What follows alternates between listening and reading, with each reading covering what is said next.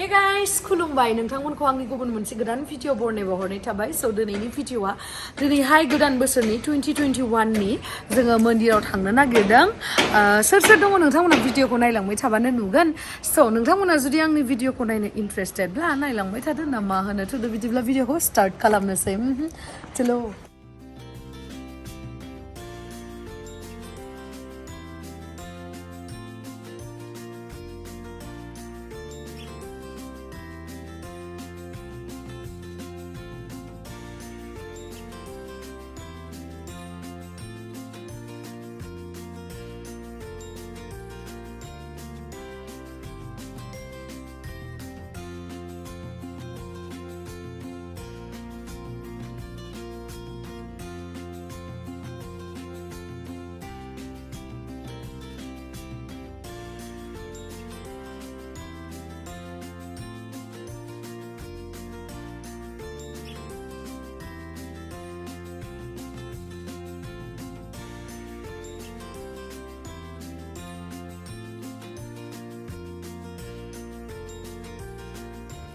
दायो जोङो मोनफैबाय नै सोर सोर फैदो नायदो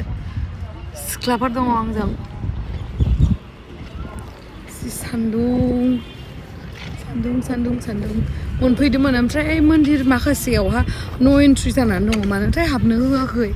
ओमफ्राय जों नायनोसै बै मन्दिर फिसायावसो हाबनो होगोन नामाथाय बेयाव हाबनानै नायनोसै आरो मिथिला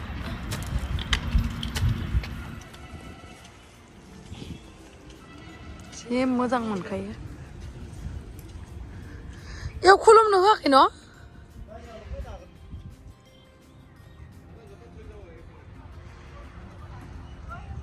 जुथाखौलाय माथो दोनो जुथा दोननांगोन खोमा ना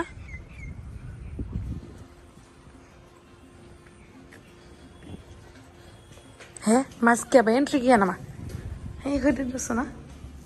जुथाखौ दोननांगौ ना इयावनो दोनना गालांसै होनबा नामा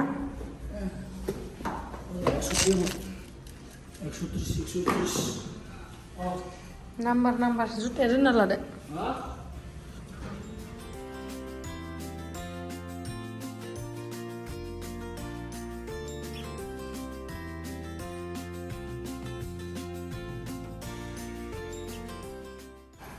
दायो सेन्देलखौ दोनखांनानै जोङो दायो थांगासिनो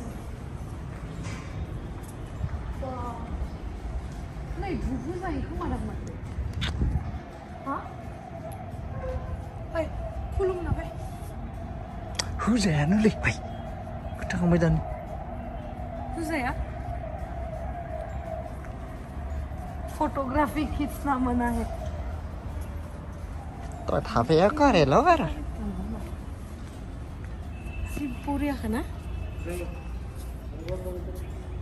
mobile photo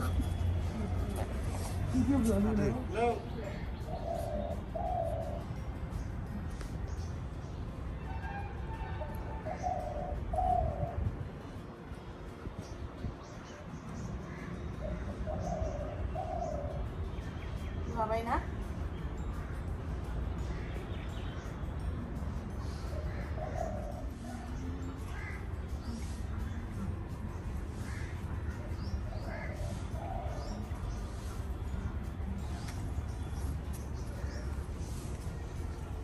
Siri video lah kemana video lah nggak aku foto siapa ini gua mana gua bukan saya oke nggak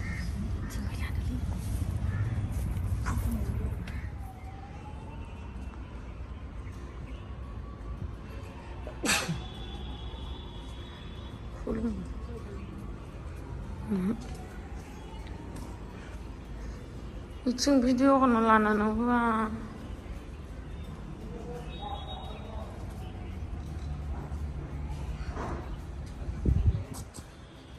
गैयालै जोंहा माबा खुलुमनो फैनायानो बै मन्दिराव गोदोरावहा खुलुमनोनो होस्राया फट'बो लानो होआ सिरि होनबाबो लाखुमादो जोङो सारितानिफ्रायसो खेवोनो आरो आंथ' मिथियामोन ना सिगां उन्दैयावनो फैनायमोन आं स्कुल टाइमावहा स्कुलाव फरायनाय टाइमावहा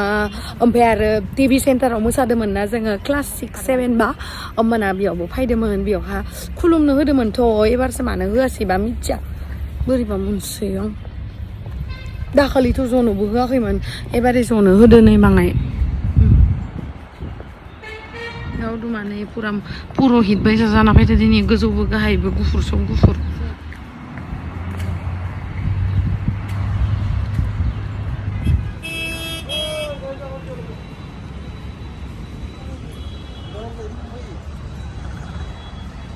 फुजाबो होनो मोना नै फट'ग्राफि स्ट्रिक्टलि प्रहिबिटेड इन दि कमप्लेक्स नो मालाय डिस्टार्ब फन फैलायबाय दा मालाय भिडिअ बानायबाल' फन फैयो आंना भिडिअ बानायबाल' फन फैयो बख'ना हो जल्दि सैमाफोर एसेबां रायहरनांगौ खोनो आंनि फनालाय अ इसिङावसो दङ भिडिअ बानायबानो फन फैयो मालाय र' सोर नायनो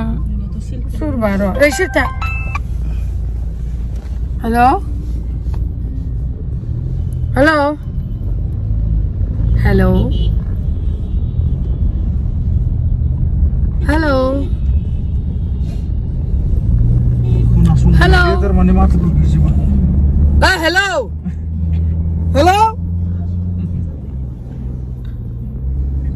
खोनायाखै नामा हो नोंले नाम्बारखौ लाना ला भिडिअ देनां कल खालामबाय था ओमफ्राय इउटुबनिफ्राय आं हले भिडिअ बानायबाय थानायावसो कल खालामदो दे नोङो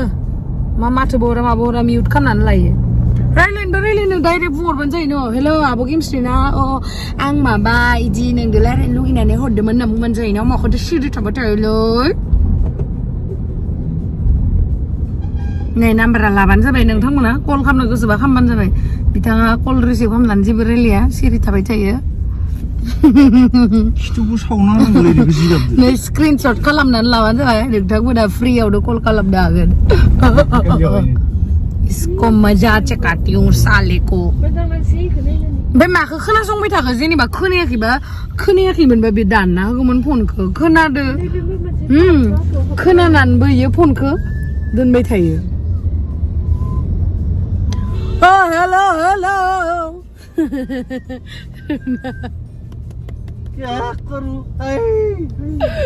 मानि दिथाय फन हरबा हरनानै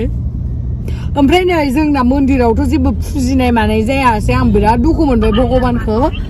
मन्दिरावथ' फुजिनो मोनासै उपाय गैया आरो आं दुखुबो मोनदो जे मन्दिराव मानो फट' लानो होआ फट' लामा मा जायो होननाय दुखु मोनसै आङो सोरबा मिथियोबा कमेन्टआव खिथाहरबानो जाबाय मन्दिराव मानो थाखाय फट' लानो मोना इखौ खिथाहरबानो जाबाय नोंथांमोना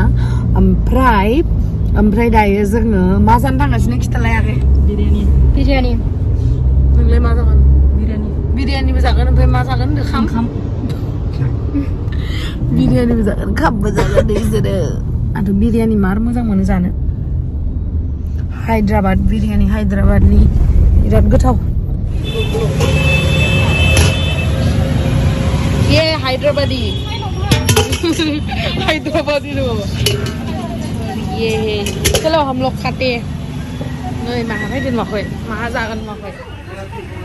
हाय स्ट्रीट फुड जानायनि मजायानो बेलेगले स्ट्रीट फुडा बिराद गोथाव जायो इसको लगी तो मैं क्या करूं लगी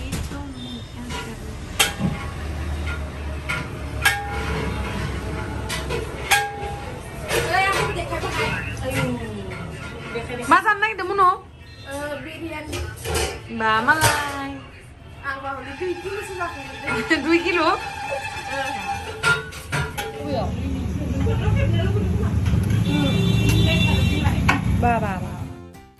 नै दायो आंनिया मोनफैग्रोबायमोन ओमफ्राय नानि लावदुम बिसोरो रावनियाव मोनफैयाखैमोन आरो आंनिखौ होग्रोदोंमोन ओमफ्राय आं जाग्रोदोंमोन ओमफ्राय बियो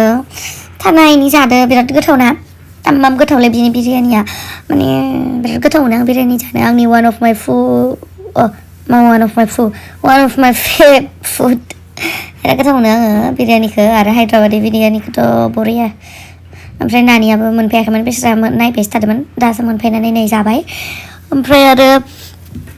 नोंथांमोना सोर सोर बिरियानि जानानै गोथाव मोनो आंनो कमेन्ट बक्सआव बुंहरबानो जाबाय दे ओमफ्राय मा होनो आङो वेस्ट बेंगल थांनो नागिरदों आरो ओमफ्राय बहाबा सानथामसो थागोन खोमा आङो नायनोसै बेसे दिन थानाय जायो ओमफ्राय नोंथांमोननो दिन्थिनो नाजागोन आं बहा बेरायहैयो दे नोंथांमोना नायबानो जाबाय जोंनि बर' गामिफोरखौबो देखायगोन आङो बेंगलावहाय बर' गामिफोरा माबोरै जायो बेखौ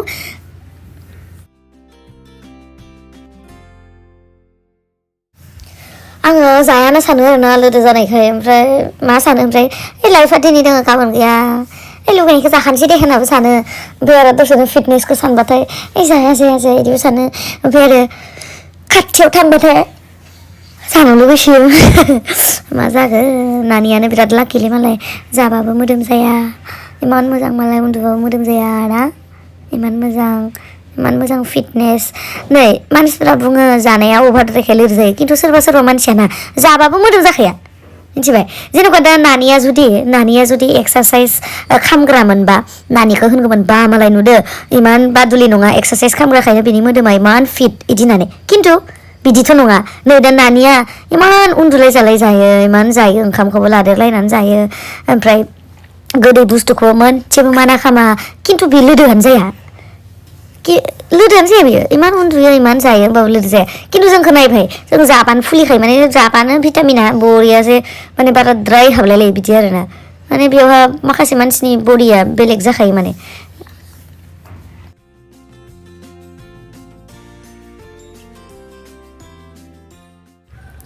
जों मन्दिर थांनायानो बिरियानिसो जाबाय मानो होनोबा बिराद दुखु मोनबाय जोङो ओमफ्राय जों बिराद गोबावबो जाखाबायमोन आरोना बाहेरनि खाना जायैया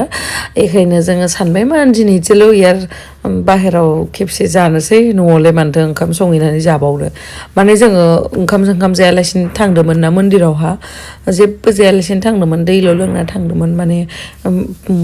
माबाखौ फुजाखौ होगोन बिदि होनना साननानै ओमफ्राय दा माने फुजाखौनो होनो होआखै आरोना पास्ता ना मानिफ्राय होनो होगोन होनना बुंदोंमोन दहयो खिन्थु बेखौबो होनायसो नङामोन आरो होबाबो मा बै सिगांथिं मोनसे मन्दिर फिसा दङ बेयावसो होगोन होनना बुंदो आरोना बै गिदिराव होआ होनना बुंदो बेखायनो आङो दासो उन्दुना सिखारदों दा भइस अभार होबाथाय सिरि बेखायनो जोङो सानबाय मा थ' जाहैस्रानोसै दिनैथ' फुजाबो होनाय जायासै बिदि होननानै आरोना स' थेंक इउ स' माच गाइस आंनि भिडिअखौ जोबजासे नायनायनि थाखाय लाभ इउ लोगो मोनगोन नेक्स्ट भिडिअआवहाय आङो मोनसे खामानियाव बिजि जानायखाय भिडिअ रेगुलारलि होबाय थानो हायाखै नोंथांमोना जि कमेन्ट खालामनानै सोंहरदों आंखौ